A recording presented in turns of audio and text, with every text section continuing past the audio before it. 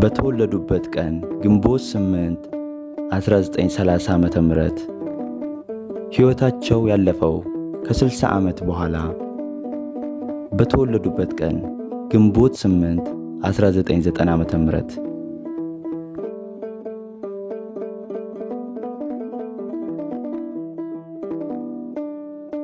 የሙዚቃው ሊቅ መምህር ደራሲና አቀናባሪ የያሬድ ሙዚቃ ቤት ትምህርት ቤት መስራችና የመጀመሪያው ዳይሬክተር የሆኑት ፕሮፌሰር አሸናፊ ከበደ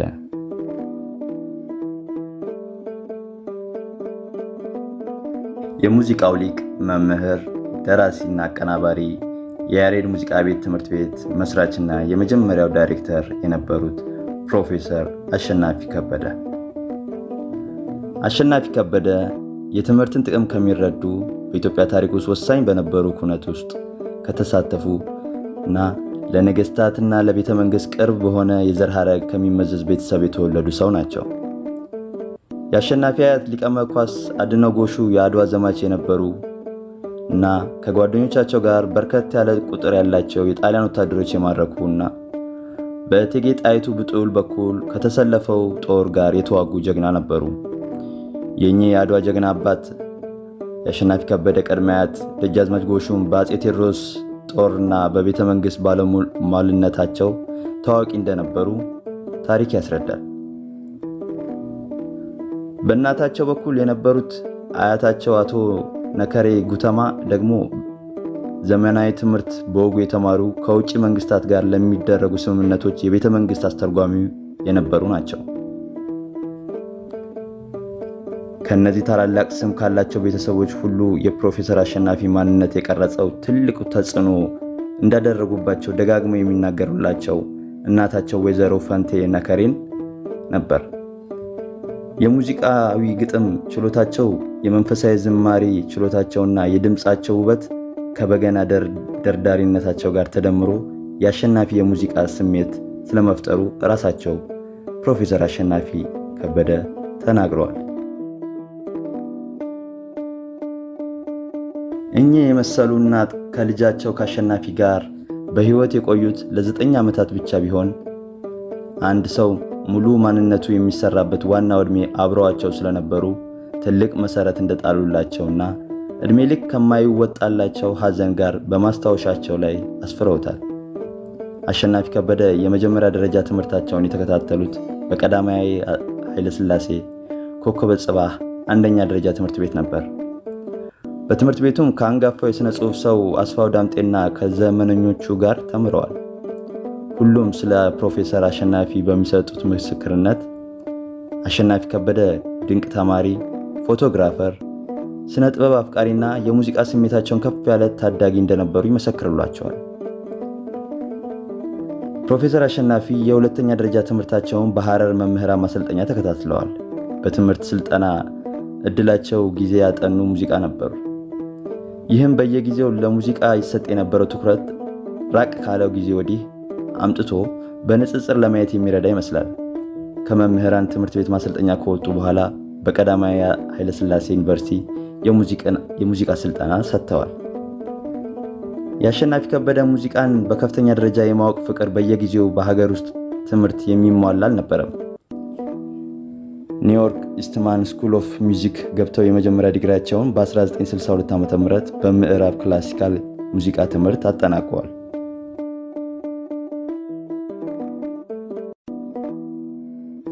ያሬድ ሙዚቃ ትምህርት ቤት በርዕሰ መምህርነት ከመሩ በኋላ በሌላ ህንዳዊ ዳይሬክተር ተተክተው አሸናፊ ለከፍተኛ ትምህርት ወደ ዌልሲያ ዩኒቨርሲቲ በመሄድ የማስተርስ ዲግሪያቸውን በ1962 ዓ.ም እንዲሁም የዶክተራል ጥናታቸውና ትምህርታቸው ደግሞ በ1964 ዓ.ም ኢትዮሚውዚኮሎጂ በሚባል የጥናት መስክ አጠናቀዋል።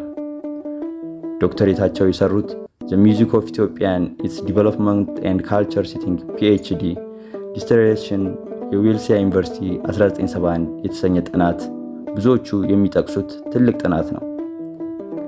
ከማስተሬት ትምህርታቸው በኋላ አሸናፊ ከበደ በረዳት ፕሮፌሰርነት በኢትዮሚውዚኮሎጂ ፕሮግራም ዳይሬክተርነት በኩዊንስ ኮሌጅ እንደ አውሮፓውያን አቆጣጠር ከ1970 እስከ 1976 ድረስ አገልግለዋል።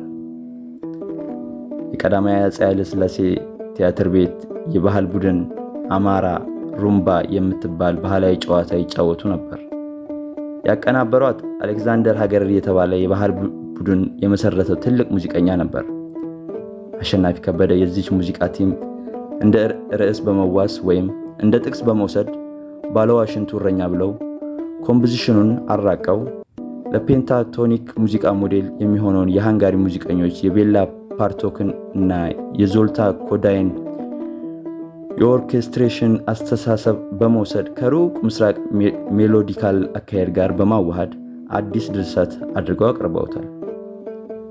እዚህ ውስጥ ልብ ልንል የሚገባው ነገር አሸናፊ ከበደ የምዕራቡን ክላሲካል ሙዚቃ ቢማሩም የሀገራቸውን ዜማዊነት የሚጎላበት ፔንታቶኒካዊ ሙዚቃ በምን አይነት ዘይቤ እንደሚያቀርቡት በጥልቅ መመርመራቸው ነው። ይህን ሲያስቡ ለዚህ አይነት ፍልስፍና ቅርብ የሆኑት የፔንታቶኒክ ኦርኬስትሬሽን እና ኮምፖዚሽን የታወቁ የሃንጋሪ ሙዚቀኞች ነበር በሞዴልነት የመረጡት። ምንም እንኳን ለቅርብ ፍልስፍናው የሃንጋሪ ታላላቅ ኮምፖዘሮች አሪያ ቢያደርጉም የኢትዮጵያ ሙዚቃ ባህሪና አድራሻ ስኬልና ሞድ በመጠቀም ብቻ ከሃንጋሪ ጋር እንደማይመሳሰል በማሰብ ሰፊ ጥናታቸውን ካደረጉ በጃፓን ኩቶ ክላሲካል ሙዚቃ ላይ ነበር። ይህ የሶስት ባህላዊ ውህደት የያዘ ስራ በ1967 ዓ.ም እንደ አውሮፓውያን አቆጣጠር ሃንጋሪ ቡዳፔስት መድረክ ላይ ባቀረቡበት ጊዜ ብዙዎቹ ወደ አዳራሽ የገቡት በአንድ ጥቁር ሙዚቀኛ ለመሳቅ ነበር። ነገር ግን የሰሙት ሙዚቃ ለዚህ ምኞታቸው የተመቻቸ አልነበረም።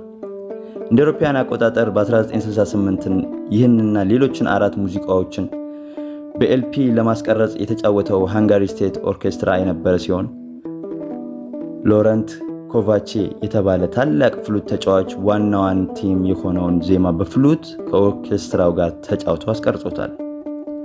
የአሸናፊ ከበደ ባለዋሽንቱ እረኛ በሃንጋሪ ቡዳፔስት መድረክ ላይ በቀረበበት ጊዜ ብዙዎቹ ይህን ተአምር ማመን አልቻሉም።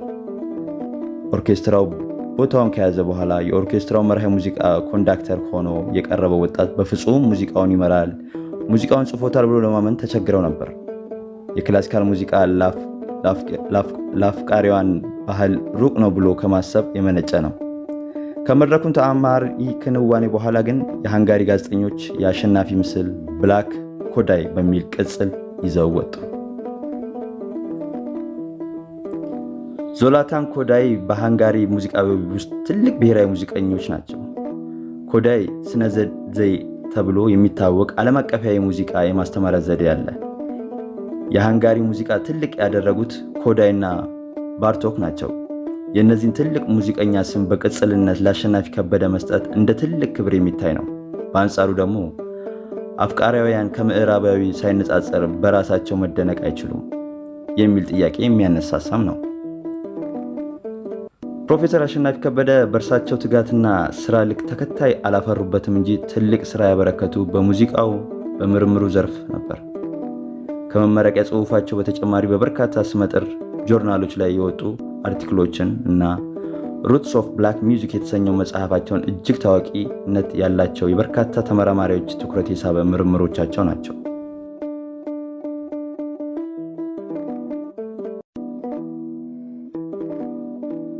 ፕሮፌሰር አሸናፊ ከበደ በሁለት ትዳሮቻቸው 3 ልጆችን ያፈሩ ሲሆን ከመጀመሪያው ባለቤታቸው ወይዘሮ ኢሌኒ ገብረ መስቀል 2 ሴቶች ልጆችን ያፈሩ ናቸው።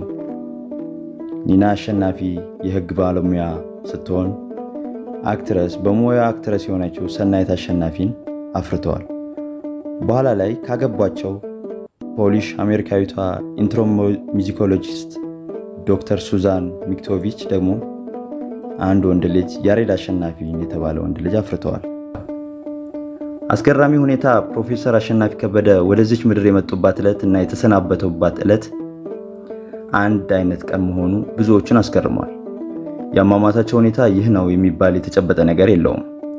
አብሮ አደጋቸው ዳግማዊ ምኒልክ አካባቢ ነዋሪ የሆኑት እና አባባ አበራ ሞልቶትን የመሰሉ ወዳጆች እንደሚሉት 2 ወረቀቶችን እንዳይለት ልኮኝ ነበር። አንዱ አዲስ የጀመረው ጥናት ነበርና ስለዚህ ምን ትላለህ? ይሄ አዲሱ ሙከራዬ ነው፣ ግን ራእይ የሚታየኝ ከመጪው ሐምሌ በፊት ወደ ሌላ አህጉር እሄዳለሁ። ሞቼ ስጋዬም ትቼ ወደ ኒርቫን እሻገራለሁ። ከአምላኬ ጋር አንድ ላይ ሆናለሁ እንዳሏቸው ይገልጻሉ። አቶ በቀሉ አሳምነው የሚባሉ ከአሸናፊ ጋር የአንድ አያት ልጆች የሆኑት ወንድማቸው እንደሚሉት ለታናሽ ወንድማቸው ደውለው ከሳምንት በኋላ የለሁም ማለታቸው ስለ መንፈሳዊ ጉዞ እየተናገሩ ከ60 ዓመታት በኋላ መኖር ጥቅም የለውም ብለው እንዳሏቸው ከታናሽ ወንድማቸው ለቅሶ ላይ መስማታቸውን ዋቢ አድርገው ገልጸዋል።